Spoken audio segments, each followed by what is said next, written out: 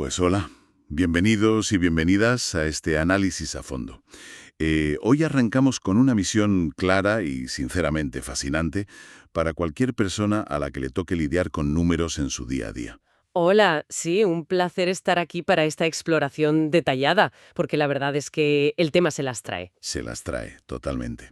Vamos a sumergirnos en el libro Unlocking Business Insights, The Basics, de Anish Banerjee.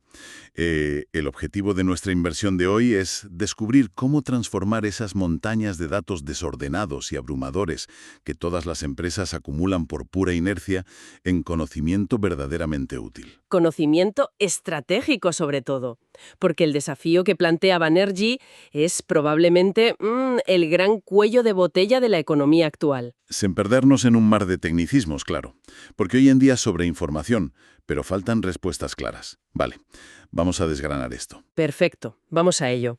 Las organizaciones hoy recogen terabytes de información cada segundo. Parece que la métrica del éxito es tener los servidores a punto de reventar. Ya, la obsesión por guardar, por guardar. Exacto. Sin embargo, tener el disco duro lleno no equivale a tener las ideas claras. El verdadero valor no reside en acumular, sino en la destreza para refinar esos datos hasta convertirlos en una ventaja competitiva real. Claro, el libro introduce un modelo fundamental para entender este proceso de refinamiento, al que llama la escalera del conocimiento. Así es. A simple vista, parece un concepto muy teórico, pero es una forma brillante de visualizar cómo un dato crudo asciende hasta convertirse en una revelación que te cambia el negocio por completo. ¿Cómo funcionan exactamente esos peldaños? Pues a ver, la escalera del conocimiento tiene 4 niveles muy definidos: datos, información, conocimiento e insight, o lo que en nuestro idioma podríamos llamar una revelación o un hallazgo clave. Vale, Para que quienes nos escuchan puedan aterrizarlo, imaginemos una plataforma de comercio electrónico cualquiera. una tienda online típica. Eso es.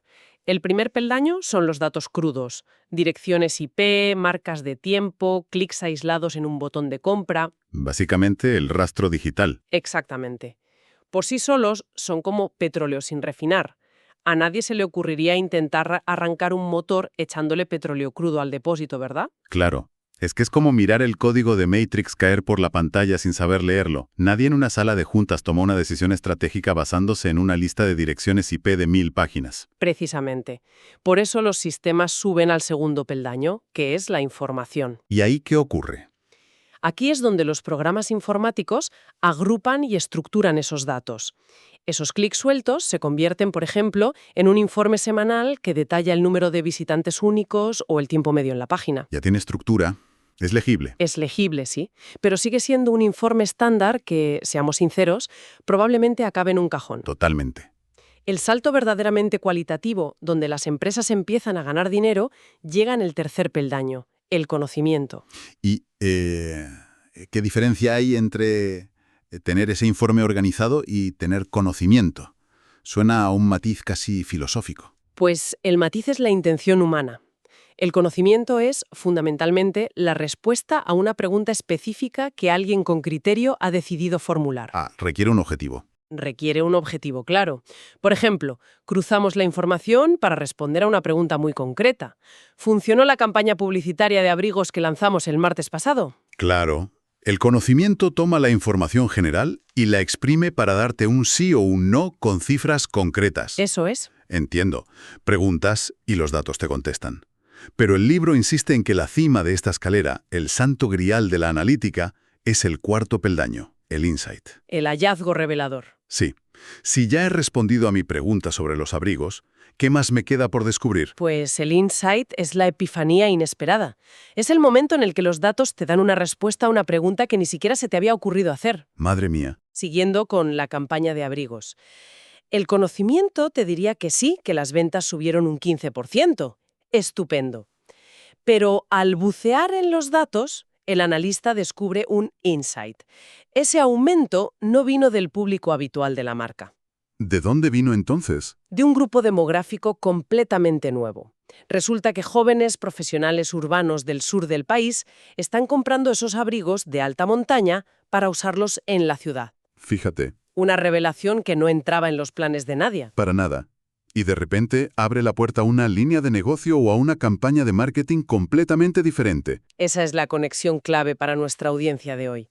Tomar decisiones tirando de intuición o de lo que siempre ha funcionado ya no basta. Se queda muy corto. La verdadera ventaja reside en saber exprimir los datos para llegar a esas epifanías. Y para llegar ahí, el libro deja clarísimo que el contexto lo es absolutamente todo. Un número aislado, flotando en el vacío de una diapositiva, no nos dice nada. Es que el contexto es el ancla.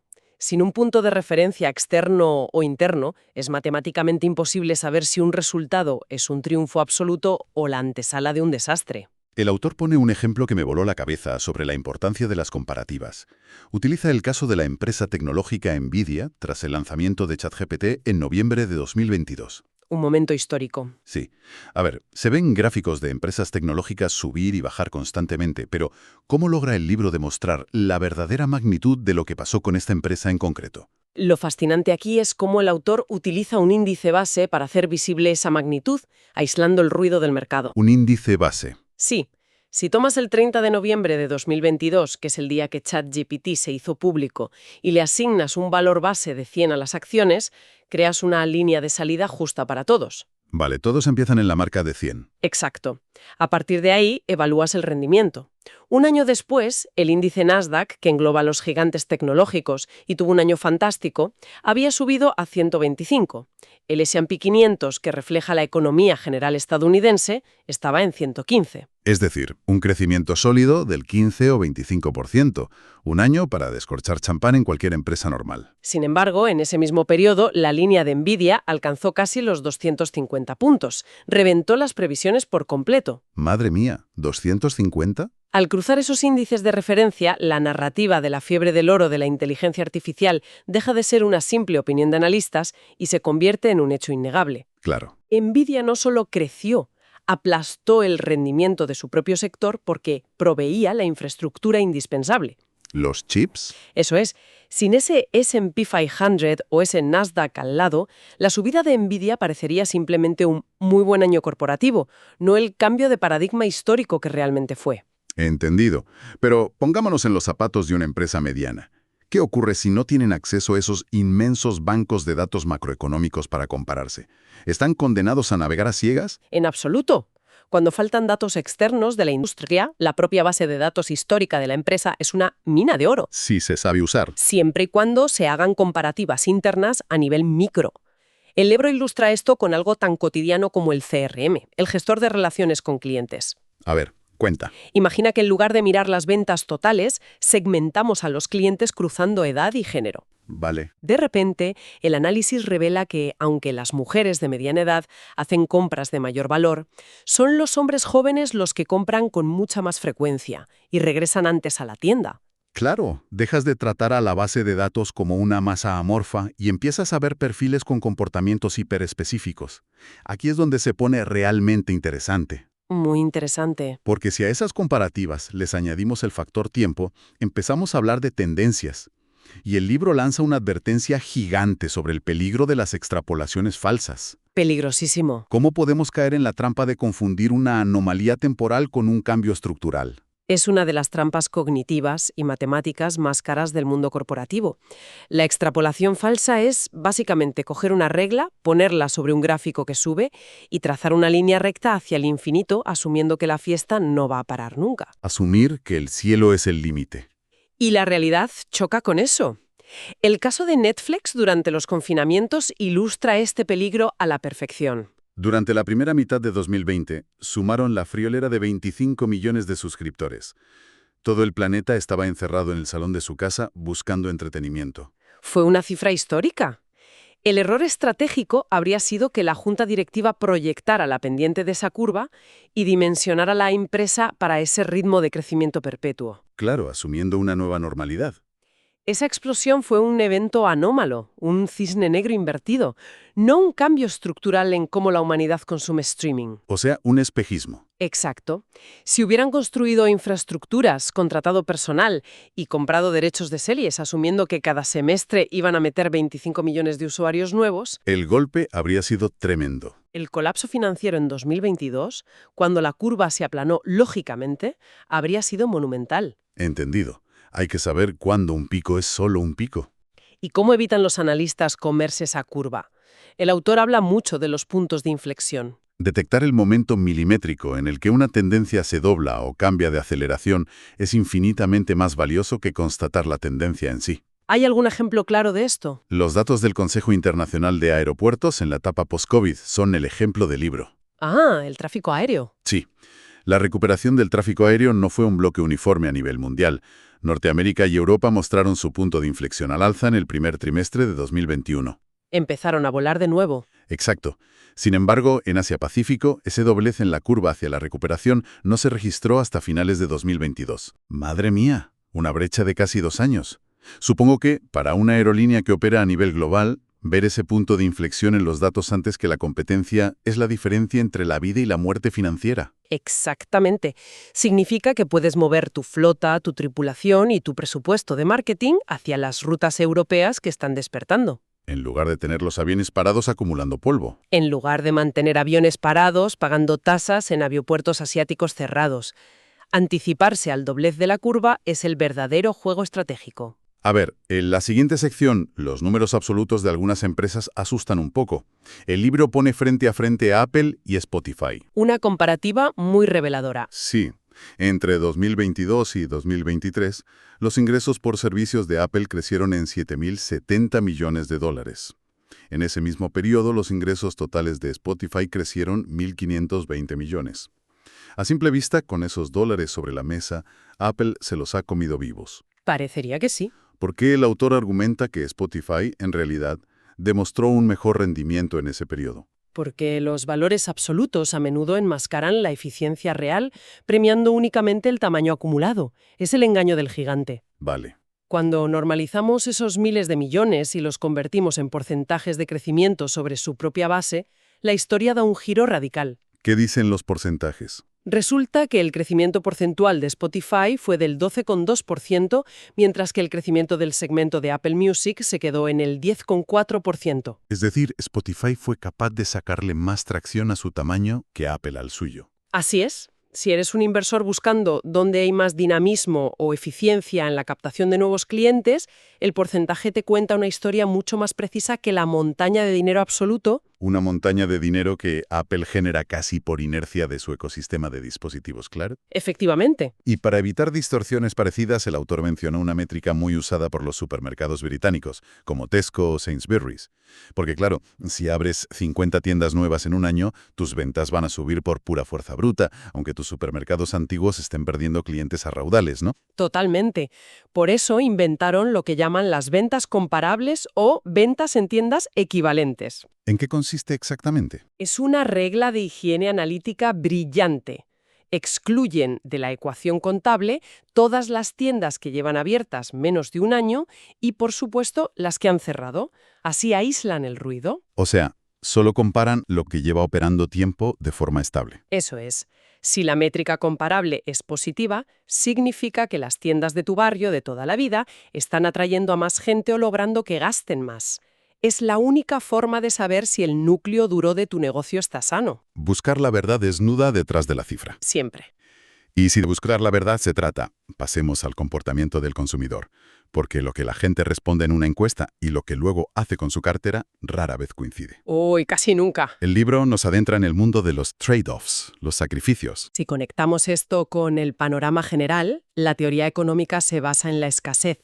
Nadie puede tenerlo todo, ni la máxima calidad, ni el precio más bajo, ni la entrega inmediata a la vez. Sería ideal, pero es imposible. El consumidor constantemente hace concesiones.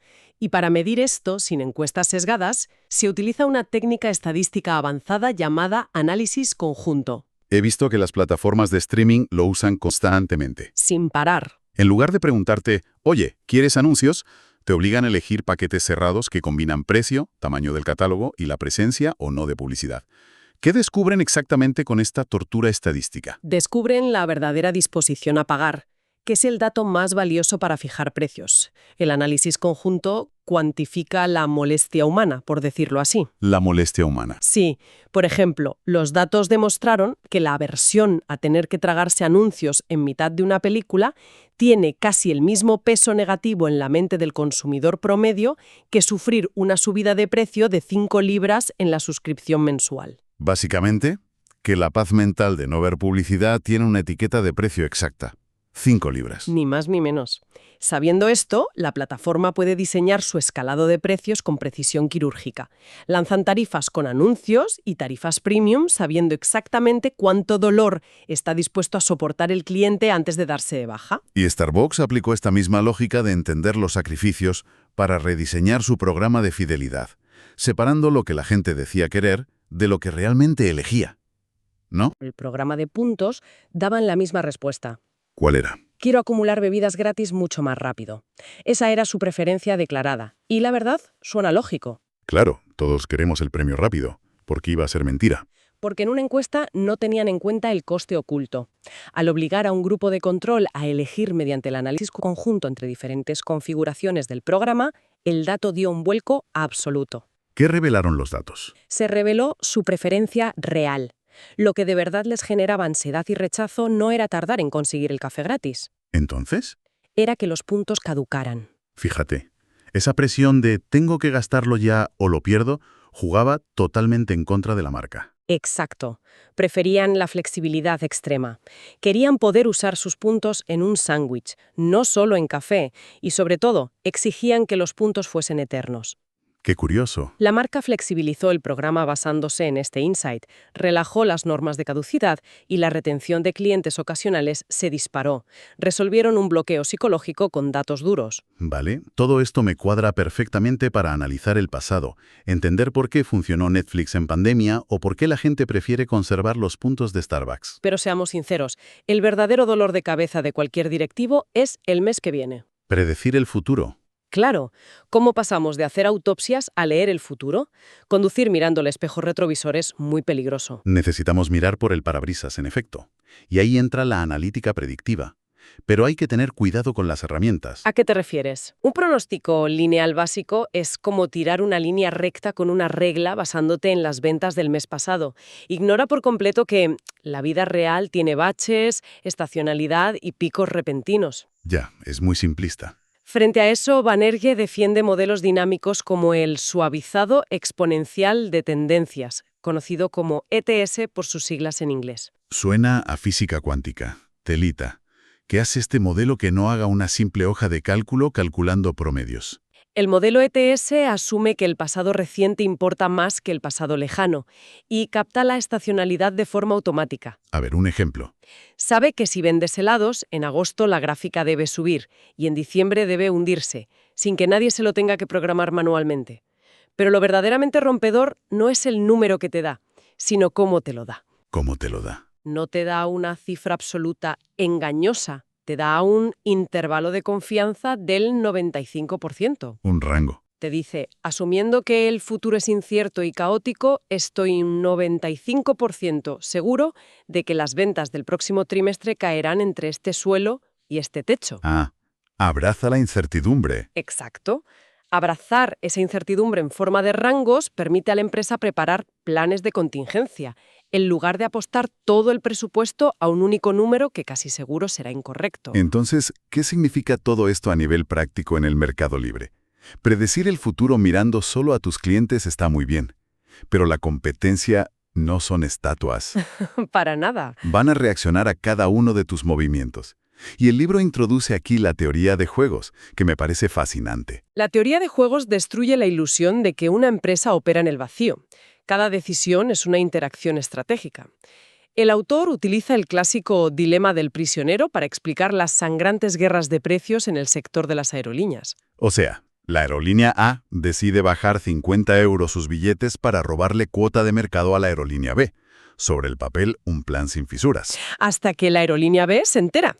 La aerolínea B no puede permitirse perder todos sus pasajeros, así que su estrategia dominante, su única salida lógica, es igualar esa bajada de precio de 50 euros. Claro, no se van a quedar de brazos cruzados. ¿Y cuál es el resultado final? Ambas aerolíneas mantienen exactamente la misma cuota de mercado que tenían al principio, los mismos pasajeros, pero ahora ambas están ganando muchísimo menos dinero por cada vuelo. Es lo que en teoría de juego se llama un equilibrio de Nash, ¿no? Básicamente se quedan bloqueadas en una guerra de trincheras donde nadie gana dinero, pero ninguna se atreve a subir el precio por miedo a que la otra no la siga. Y perder los clientes que le quedan. Se hacen un daño atroz por pura racionalidad matemática. Es un escenario de destrucción mutua asegurada a nivel contable. Tela. Y la teoría de juegos no solo aplica a los precios. El autor repasa rápidamente los juegos de coordinación, utilizando esa batalla nostálgica de los 80, VHS contra Betamax. Un clásico. Todo el mundo dice siempre que Betamax tenía mejor calidad de imagen y tecnología. ¿Por qué acabó en el cementerio de los formatos? Porque el mercado no siempre premia al mejor producto técnico en el vacío. Premia al estándar alrededor del cual todos los demás actores consiguen coordinarse. Las expectativas crearon la realidad, entiendo. Totalmente. Cuando un par de grandes estudios y cadenas de videoclubes apostaron por VHS, se generó una avalancha. El consumidor pensó, compro VHS porque es lo que habrá en la tienda. Y la tienda pensó, compro cintas VHS porque es el aparato que tiene la gente. Es una profecía autocumplida. El conocimiento extraído aquí es que, a veces, moldear las expectativas del ecosistema es mucho más rentable que refinar la ingeniería de tu producto. Moldear el ecosistema, gestionar expectativas. Al final del día, esto nos recuerda que detrás de cada algoritmo y cada cuadro de mandos hay humanos tomando decisiones. Y los humanos somos un nido de contradicciones y sesgos. ¿Y tanto? Esto nos introduce en la recta final de la obra, el factor humano. Porque los datos pueden ser inmaculados, pero si quien los lee quiere autoengañarse, se autoengañará. El lado oscuro de la analítica casi nunca es un fallo del código informático. Es un fallo de la psicología. Totalmente de acuerdo. El sesgo de confirmación es el depredador más peligroso en una sala de juntas. Es esa tendencia innata a buscar, filtrar y aplaudir solo la información que nos da la razón, ignorando sistemáticamente los datos que nos contradicen. El libro sitúa la crisis financiera de 2008 como el monumento histórico a este sesgo. Y con razón. Los datos que indicaban que las hipotecas subprime eran veneno radioactivo estaban en los sistemas. Las métricas estaban ahí. Había métricas claras de que los impagos estaban escalando peligrosamente. Sin embargo, analistas y grandes directivos estaban tan atrincherados en la creencia de que los precios de la vivienda nunca caen a nivel nacional que miraron hacia otro lado. Justificaron las alertas como simples errores del sistema, ¿verdad? Exacto. Y ese sesgo a gran escala hizo colapsar la economía global. Hay otro error cognitivo que me hace mucha gracia por lo común que es en las empresas, la falacia post-hoc. Esto de asumir que si B ocurre justo después de A, entonces A provocó B. Es un clásico corporativo. Llega un nuevo director general a una empresa que está en la ruina absoluta. A los 6 meses de su llegada, las ventas rebotan y empiezan a subir. La junta directiva lo corona como un genio salvador de los negocios. Cuando, estadísticamente, la empresa simplemente había tocado fondo. Exacto. Se llama regresión a la media. Las ventas iban a estabilizarse y rebotar de manera natural sin importar quién se sentara en ese despacho. Claro, puro ciclo. Pero al confundir una coincidencia temporal con causalidad pura, terminamos pagando bonos millonarios por méritos inexistentes. Esto plantea una pregunta importante. Si el sesgo humano es peligroso leyendo datos buenos, ¿qué pasa cuando alimentamos algoritmos automáticos con datos que ya vienen mal de fábrica? Un desastre. El libro menciona el caso de Zillow en Estados Unidos y francamente me parece escalofriante. Zillow intentó automatizar por completo el negocio inmobiliario de compraventa de casas. Su algoritmo llamado C-Estimate predecía el valor de las casas. Confiaron tanto en su bola de cristal de silicio que empezaron a comprar miles de viviendas basándose únicamente en lo que decía el sistema. Para reformarlas y venderlas más caras. ¿Y cómo terminaron perdiendo más de 300 millones de dólares y cerrando toda esa división? Porque el algoritmo se alimentó de datos históricos que no estaban preparados para la volatilidad salvaje de la pandemia. El sistema no entendió la escasez de mano de obra para las reformas ni los picos locos de demanda. O sea, se rompió por completo. Empezó a recomendar comprar casas muy por encima de su valor real de mercado. Cuando quisieron venderlas, nadie las quería a ese precio. Menudo agujero. Tuvieron que liquidarlas asumiendo pérdidas catastróficas. Esto demuestra que la gobernanza de datos no es un trámite burocrático de rellenar papeles. Es el cinturón de seguridad de la empresa. Si entra basura al algoritmo, sale basura con una etiqueta de precio multimillonaria. A veces el error no es puramente matemático o financiero, sino moral. El libro no esquiva los grandes desastres éticos de la última década. Episodios que demostraron que técnicamente posible y legal no es sinónimo de ético. La recolección masiva de información exige una brújula moral, y la historia reciente nos ha dado lecciones muy duras. El escándalo de Cambridge Analytica en 2018 es el caso paradigmático. Ese tuvo muchísima repercusión. Extrajeron datos de millones de usuarios sin un consentimiento claro para perfilar psicológicamente a los votantes. La herramienta era técnicamente brillante, pero éticamente indefendible, y la onda expansiva destruyó reputaciones que aún hoy intentan recuperarse. Y el ejemplo del algoritmo de contratación de Amazon es igual de revelador sobre cómo el pasado puede envenenar el futuro si no hay supervisión. Tuvieron que apagar una inteligencia artificial diseñada para cribar currículums y contratar personal de forma ultra eficiente. Tuvieron que desconectarlo de urgencia porque el sistema discriminaba sistemáticamente a las candidatas mujeres. Y la mecánica del error es fascinante. ¿Qué pasó exactamente? El algoritmo se entrenó digiriendo los currículums que Amazon había contratado durante la década anterior. Vale, datos históricos. Como en el sector tecnológico esos currículums pertenecían abrumadoramente a hombres, la inteligencia artificial dedujo matemáticamente que las características asociadas a los perfiles masculinos eran el estándar de éxito. Vaya tela. Empezó a penalizar activamente los currículums que incluían palabras como club de mujeres o colegios femeninos. El código no era machista, simplemente amplificó la inercia del pasado. Una prueba irrefutable de que dejar el volante totalmente en manos de la máquina, sin auditoría humana y ética, es un suicidio reputacional. Pero bueno, supongamos que lo hemos hecho todo bien. Ojalá.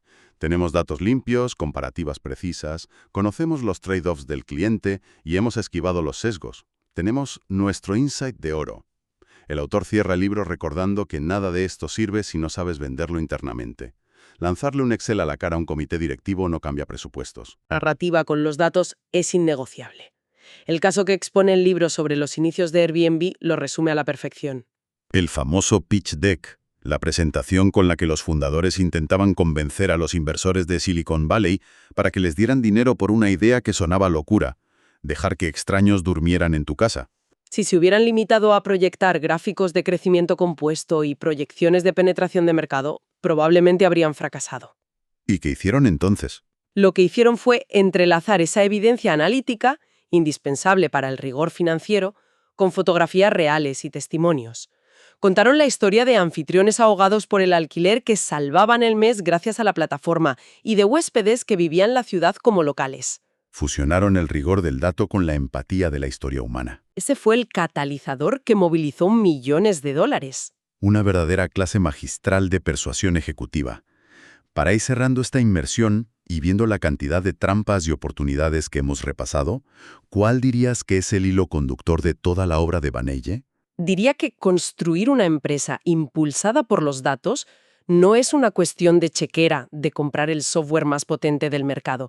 Es una cuestión de higiene mental y rutinas. Un cambio cultural. Totalmente. Exige instaurar la costumbre de cuestionar el contexto de cada cifra, entender los sacrificios reales del usuario, usar probabilidades y no certezas absolutas al predecir el futuro, recordar que tus rivales van a reaccionar y blindar cada paso con una ética y gobernanza inquebrantables. Un gran resumen para aterrizar conceptos muy complejos. Y para quienes nos escuchan, me gustaría dejar sobre la mesa una última reflexión provocativa.